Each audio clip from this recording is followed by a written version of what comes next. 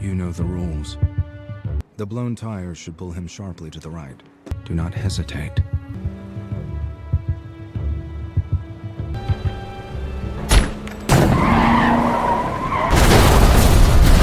Kisah dimulai dengan memperlihatkan seorang pembunuh bayaran profesional bernama The Virtuoso yang sedang menjalankan sebuah misi pembunuhan. Pada saat itu, targetnya terlihat sedang bersenang-senang bersama seorang Elsie. Sementara adegan berlangsung, sang protagonis mulai menjelaskan tentang pekerjaan seorang pembunuh bayaran yang menurutnya menuntut tingkat presisi dan dedikasi yang sangat tinggi. Di atas segalanya, pekerjaan itu membutuhkan seseorang yang benar-benar tidak memiliki emosi. Aktivitas berdarah dingin seperti ini mengharuskan pelakunya tidak memiliki perasaan sedikit pun, baik terhadap target yang dibunuh maupun terhadap korban lain yang mungkin terkena dampak dari misinya. Di dalam dunia gelap para pembunuh bayaran, ada satu nama yang sangat dikenal, yaitu The Virtuoso. Ia adalah seorang ahli dalam pekerjaannya yang mematikan, selalu bergerak dengan penuh ketepatan dan tidak pernah meninggalkan jejak apapun di belakangnya. Setelah menyelesaikan sebuah tugas, The Virtuoso kembali ke kabin terpencil miliknya, sebuah tempat sunyi di mana kesendirian menjadi satu-satunya teman hidupnya. Di tempat itu, ia membersihkan senjatanya dengan sangat teliti sambil terus menjaga kerahasiaan yang selama ini membuatnya mampu bertahan hidup selama bertahun-tahun. Namun suatu hari, keberadaan sunyinya tiba-tiba terganggu oleh kedatangan seorang tamu tak terduga. Saat itulah The Virtuoso menunjukkan sedikit kebaikan kepada anjing tersebut, sesuatu yang sangat aneh dalam kehidupan pria dingin yang selama ini selalu menjaga jarak dari siapapun. Di balik sosok pembunuh misterius itu, ternyata terdapat hubungan rahasia dengan seorang mantan tentara yang hanya dikenal dengan sebutan The Mentor. Melalui sosok misterius inilah, The Virtuoso menerima berbagai tugas pembunuhan bernilai tinggi, di mana setiap misi selalu diselimuti kerahasiaan. Semua transaksi dilakukan melalui surat-surat samar dan panggilan telepon rahasia agar tidak ada jejak yang bisa menghubungkan keduanya. Keahlian The Mentor dalam mengatur operasi rahasia berpadu sempurna dengan kemampuan luar biasa milik The Virtuoso, membuat mereka menjadi pasangan mematikan yang sangat amat berbahaya. Pada suatu hari, sebuah kartu kertas tiba dan berisi nama target berikutnya, lengkap dengan lokasi serta waktu eksekusi. Tugas The Virtuoso hanya memenuhi permintaan klien, yang sebagian besar berupa pembunuhan terhadap target tertentu. Tidak lama kemudian, The Mentor memberikan sebuah misi darurat kepada The Virtuoso. Ia diperintahkan membunuh seorang CEO berpengaruh di daerah setempat yang baru saja dibebaskan oleh hakim. Operasi itu harus diselesaikan dalam waktu kurang dari 48 jam dan klien meminta agar kematian target terlihat seperti sebuah kecelakaan. I'm seeing double.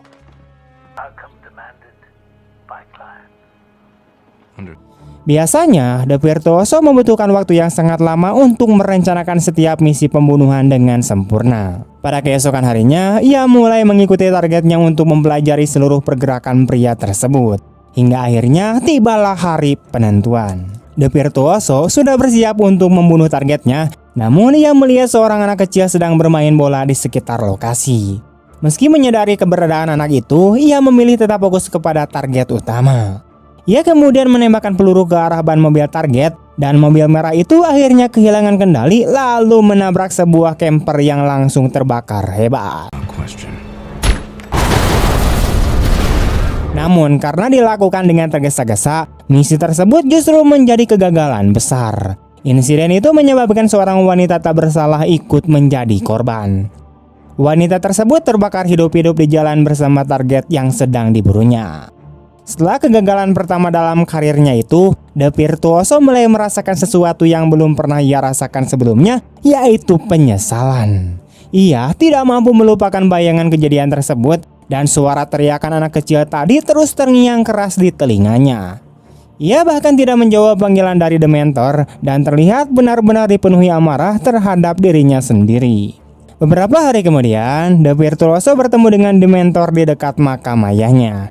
Dari percakapan mereka, tersirat bahwa The Mentor dahulu merupakan teman dekat ayahnya. Mereka berdua pernah bertugas bersama di militer dan menjadi seorang prajurit ternyata sudah seperti tradisi keluarga bagi De Virtuoso. Ketika De Virtuoso mulai membahas tentang wanita tak bersalah yang meninggal akibat misinya, Dementor justru menceritakan sebuah kisah untuk menegaskan bahwa dalam pekerjaan seperti itu tidak ada ruang bagi rasa bersalah maupun penyesalan. Dementor kemudian menceritakan bagaimana dirinya dan ayah De Virtuoso dahulu bertempur dalam perang dan bagaimana mereka dipaksa membunuh orang-orang tidak bersalah hanya karena itu adalah perintah atasan mereka. Saat Dementor sedikit mendekatinya, De Virtuoso secara refleks langsung mengeluarkan pisau. Pada momen itulah, Dementor mulai menyadari bahwa De Virtuoso telah berubah dan tidak lagi bisa dipercaya seperti dulu. Di mata Dementor, De Virtuoso kini terlihat seperti seorang prajurit yang mulai hancur, seorang pembunuh yang perlahan melemah karena memiliki perasaan. Meski begitu, Dementor tidak mengatakan hal tersebut secara langsung. Ia hanya meminta agar De Virtuoso kembali menjawab panggilannya sebelum akhirnya pergi meninggalkan tempat itu. Next time, answer your goddamn phone. So you have a good day. Setelah kembali ke rumahnya, De Virtuoso menerima telepon dari Dementor yang memintanya untuk datang ke kantor. Sesampainya di sana, Dementor memberikan sebuah tugas baru. Namun kali ini, sang klien sengaja menyembunyikan banyak informasi penting. De Virtuoso hanya diberikan sebuah nama, yaitu White Reapers, beserta lokasi dan waktu target yang dijadwalkan muncul pada pukul 5 sore di sebuah diner tua bergaya pedesaan di kota. Setelah menyiapkan semua perlengkapannya, De Virtuoso pun berangkat menuju kota tersebut. You make precise plans for error. Dalam perjalanan, ia sempat berhenti di pom bensin untuk mengisi bahan bakar. Di tempat itu, ia bertemu dengan seorang wanita pirang yang cantik. Selain itu, ia juga memperhatikan seorang pria yang bertindak kasar terhadap kekasihnya sendiri. Tidak lama kemudian, De Virtuoso mencoba membantu wanita yang menjadi korban perlakuan kasar tersebut. Namun, wanita itu dengan sopan menolak bantuan tersebut sambil menjelaskan bahwa dirinya tidak memiliki tempat lain untuk pergi. I wish, mister. Beberapa waktu kemudian, De Virtuoso akhirnya tiba di tempat yang telah disebutkan sebelumnya. Namun sesampainya di sana, ia justru menemukan beberapa orang yang semuanya tampak mencurigakan dan berpotensi menjadi targetnya. Karena tidak mampu memahami arti dari nama White Reapers, ia mulai memandang setiap orang di diner itu dengan kecurigaan. Daftar orang yang ia anggap mencurigakan meliputi seorang pria penyendiri, seorang pria bernama Handsome Johnny, yaitu kekasih Johnny, dan seorang pelayan wanita yang ternyata adalah gadis pirang yang sebelumnya ia temui di pom bensin. Please, take a seat anywhere. Sebelum malam berakhir, De Virtuoso sadar bahwa dirinya harus menemukan siapa sebenarnya White Reapers dan segera menghabisi target tersebut. Ia memesan kopi lalu mulai mengamati setiap orang di dalam diner dengan sangat teliti dan penuh perhitungan. Beberapa waktu kemudian, seorang serif daerah memasuki diner dan De Virtuoso langsung menyadari bahwa kini ada pemain baru dalam situasi tersebut. Ia terus berusaha mati-matian mencari tahu siapa White Reapers sebenarnya. Do you know an area around here called White Rivers? Namun ketika jam menunjukkan pukul 5 sore, tidak ada apapun yang terjadi. Saat itulah ia mulai menyadari bahwa ada sesuatu yang terasa salah. Tidak lama kemudian, pelayan wanita itu menghampirinya untuk menanyakan apakah ia ingin memesan makanan. Namun, De Virtuoso mengatakan bahwa dirinya ingin pergi ke motel terlebih dahulu dan akan kembali lagi nanti. Usually shut at 9, but if it's slow, I shut at 8. Sementara itu di luar diner, serif tadi masuk ke mobilnya dan pergi, sementara De Virtuoso diam-diam terus mengawasinya. Setelah itu, pasangan pria dan wanita tadi juga masuk ke mobil mereka dan sekali lagi De Virtuoso memperhatikan mereka dari kejauhan. Kemudian pria penyendiri tadi masuk ke dalam mobilnya dan menuju hotel. Karena mulai curiga bahwa pria itu adalah target sebenarnya, De Virtuoso memutuskan mengikutinya. Sesampainya di motel, De Virtuoso menyewa sebuah kamar lalu mulai mengeluarkan seluruh perlengkapan pembunuh bayaran miliknya dari dalam tas. Setelah itu, ia diam-diam memasuki kamar pria penyendiri tadi dan mencampurkan cairan berbahaya ke dalam pendingin minuman milik pria tersebut, sebuah campuran yang bisa membunuh siapapun yang meminumnya. Tidak lama kemudian, pria itu masuk ke kamar lalu meminum minuman tersebut.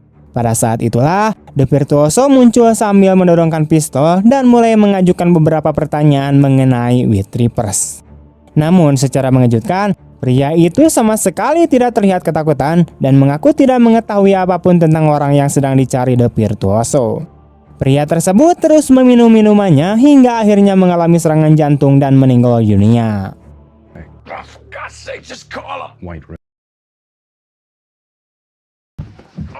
Setelah memastikan denyut nadinya telah berhenti, The Virtuoso meninggalkan kamar itu. Ia tahu dirinya akan lolos dari pembunuhan tersebut karena pria itu memang memiliki riwayat penyakit jantung. Setelah itu, ia masuk ke mobil pria tersebut untuk mencari petunjuk tentang White Reapers, tetapi tidak menemukan apapun. Beberapa waktu kemudian, ia menemukan pengelola motel dan mengetahui nama asli pria penyendiri tadi yang ternyata sama sekali tidak berhubungan dengan White Reapers. Dari situlah The Virtuoso menyadari bahwa ia telah membunuh orang yang salah dan misinya masih belum selesai. Setelah itu, ia kembali ke diner dan memesan makanan. Namun karena takut makanannya diracuni, ia masuk ke dapur dan diam-diam memperhatikan seluruh gerakan pelayan wanita tersebut. Have you worked in many kitchens? Tidak lama kemudian, mereka duduk bersama dan mulai saling mengenal satu sama lain. The Virtuoso mencoba mengajukan beberapa pertanyaan, termasuk menanyakan apa yang sebenarnya diinginkan wanita itu malam ini. Wanita tersebut menjawab bahwa dirinya merindukan kedekatan dengan seorang pria. Jawaban itu jelas tidak diduga oleh The Virtuoso. Setelah selesai makan, wanita itu pergi sambil mengatakan bahwa dirinya akan berada di motel. Beberapa waktu kemudian, ketika The Virtuoso sudah berada di kamar hotel, seseorang kemudian mengetuk pintu. Ternyata orang itu memang wanita pirang tersebut. Ia langsung mencoba mencium The Virtuoso, namun pria itu menghentikannya sejenak. What do you want? Wanita itu kemudian melepaskan jaketnya dan kembali mencoba mendekatinya, tetapi sekali lagi The Virtuoso menghentikannya. Kali ini ia mulai memeriksa tubuh wanita itu untuk mencari senjata sambil menanyakan siapa sebenarnya orang yang memperkerjakannya.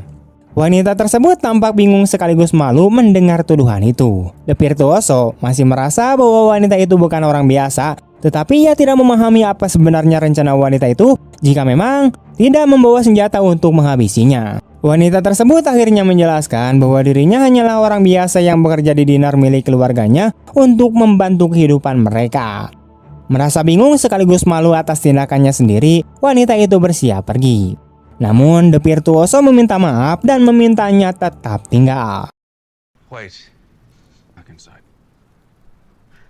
Please. Selanjutnya, diperlihatkan wanita itu sedang tertidur sementara The Virtuoso diam-diam meninggalkan kamar.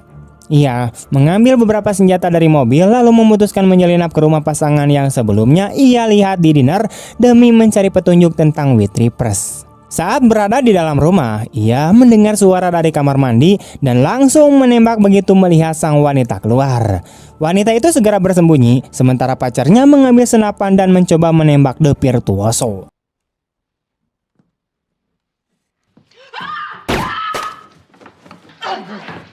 Pertarungan jarak dekat pun terjadi di antara mereka dan berakhir ketika The Virtuoso berhasil menembak pria tersebut. Dalam kekacauan itu, sang wanita berhasil melarikan diri menuju gudang peralatan dan The Virtuoso segera mengejarnya. Ketika menemukan wanita itu, ia melihat adanya luka di bagian perutnya lalu memutuskan mengobatinya. Setelah itu, The Virtuoso mencoba mencuri beberapa barang dari rumah tersebut agar kejadian itu terlihat seperti aksi perampokan biasa. You've been taught that in this situation, it's best to appear like a burglary. Tidak lama kemudian, Sheriff tiba di lokasi. Namun alih-alih memanggil bantuan, Sheriff itu justru mengambil senapan dan masuk sendirian ke dalam rumah. The Virtuoso kemudian menuju mobil Sheriff untuk memeriksanya dan terkejut ketika menemukan mayat Sheriff asli berada di dalam mobil tersebut. Dari situlah ia menyadari bahwa pria yang berada di rumah itu sebenarnya hanyalah seorang pembunuh bayaran yang menyamar sebagai Sheriff. Setelah itu, The Virtuoso masuk ke mobilnya dan menunggu hingga Sheriff palsu itu pergi meninggalkan tempat tersebut. Selanjutnya, ia mulai berkendara menuju motel. Namun di tengah perjalanan, Sheriff palsu yang sengaja menabrakkan mobilnya sendiri memberi isyarat agar The Virtuoso berhenti. The Virtuoso pun memutar balik mobilnya dan mulai berbicara dengan pria tersebut. Setelah beberapa saat, The Virtuoso akhirnya bertanya apakah Sheriff itu mengetahui sesuatu tentang White Reapers, dan pria itu menjawab bahwa dirinya memang tahu. Tidak lama kemudian, The Virtuoso langsung mengeluarkan pistol dan menembaknya. Sheriff palsu itu berhasil melarikan diri ke dalam hutan sambil membawa senapan, tetapi The Virtuoso terus mengejarnya. Baku tembak sengit pun terjadi, hingga akhirnya The Virtuoso berhasil membunuh Sheriff palsu tersebut yang sebenarnya sudah terluka sebelumnya.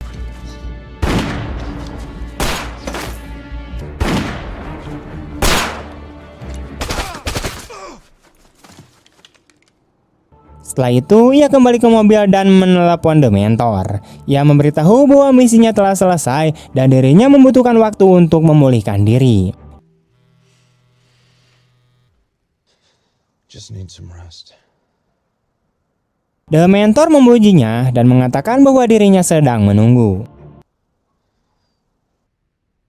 You better get back here as quick as you can. Tidak lama kemudian, The Virtuoso kembali ke kamar motel dan menemukan wanita itu dalam keadaan tanpa pakaian.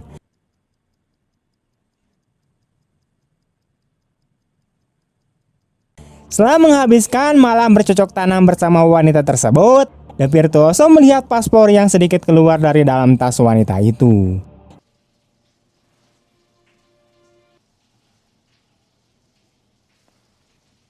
Ia kemudian membaca nama asli wanita tersebut, yaitu Blancarios. Lalu teringat bahwa ketika pertama kali bertemu di dinner, wanita itu mengaku bernama D.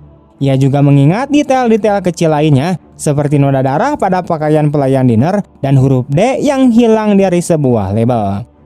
Tidak lama kemudian, wanita itu keluar dari kamar mandi sambil membawa pistol.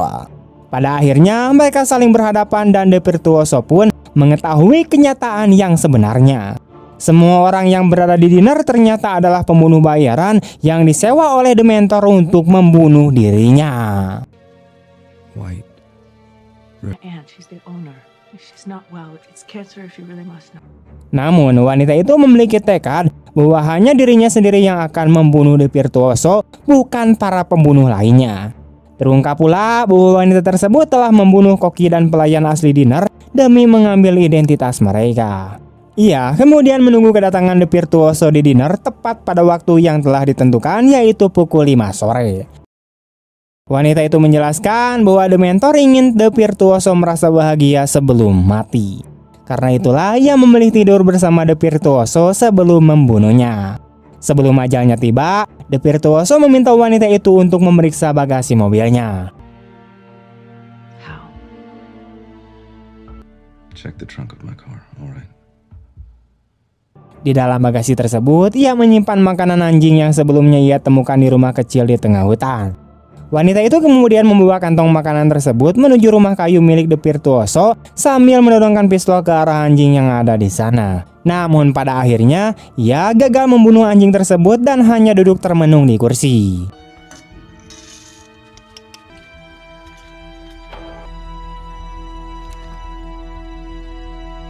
Pada saat itulah, terlihat bahwa wanita itu kini telah mengambil tempat The Virtuoso, baik dalam kehidupan pribadi maupun dalam dunia pembunuh bayaran profesional.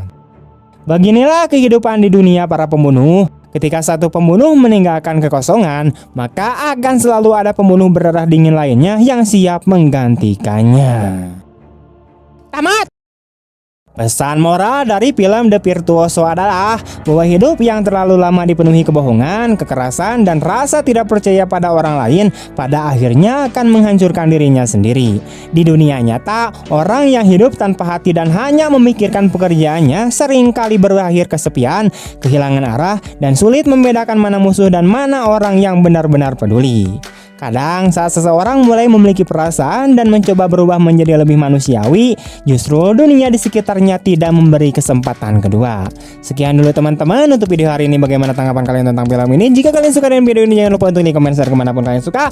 Terima kasih, see you next time, and bye-bye.